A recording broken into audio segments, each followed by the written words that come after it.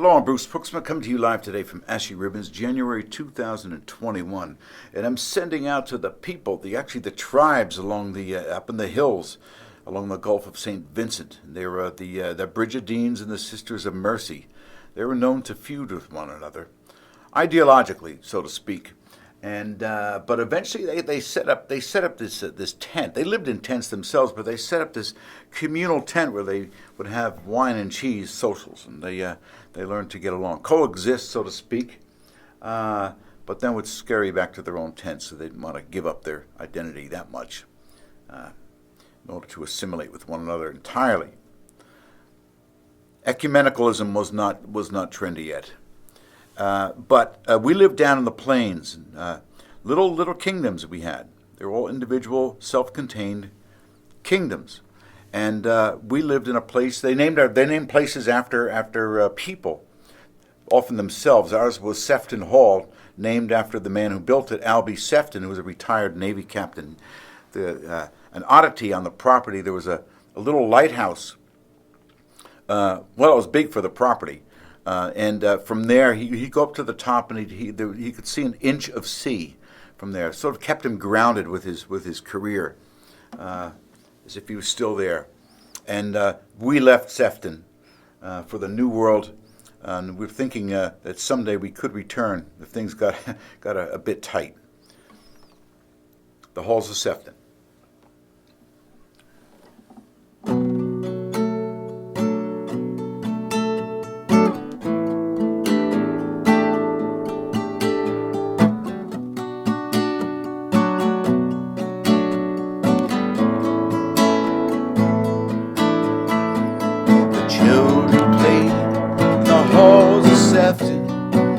They rolled out the wagon, and outside the kitchen, you could see the banana trees of the plantation.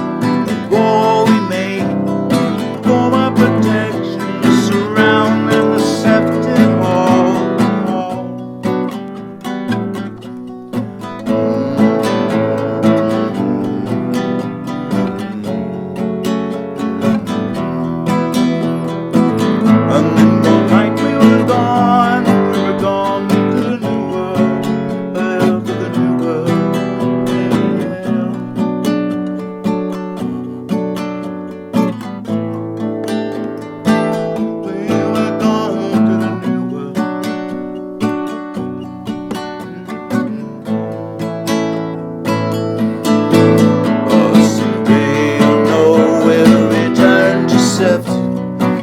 Reclaim our lives the way that we left them.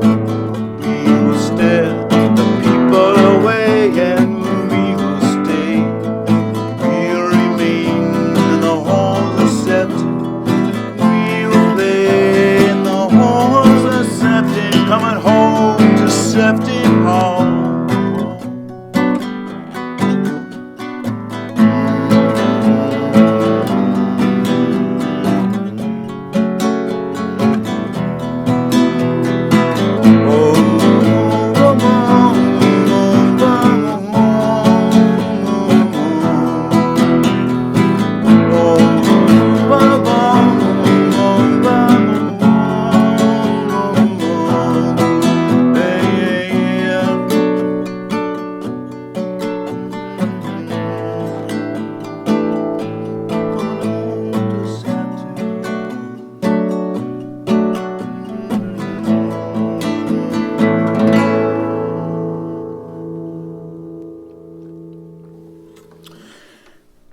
I just remember this, that we really turned it into a little kingdom. And that citrus tree that I mentioned in the song there, it was a beautiful fruit that actually the blossoms were very sweet, but the fruit, looking plump, had great thoughts for it, but it was very sour. But it was still beautiful. And we built a brickyard around that tree. And we kept it in contour. We didn't touch the ground. We kept the bricks in contour with the ground, so that it was kind of rolled like the ocean, in a sense. Kind of a tribute to Albie Sefton, Captain Albie Sefton. And the kids liked to roll their wagons over that too. The way we got the bricks was that we would steal out in the night, and anything that was not fixed anywhere, we took. We helped ourselves to bricks. You know, they were on some pallets. Sometimes they were just loose bricks on someone else's wall. We were really like pirates. We were really pirates, brick pirates.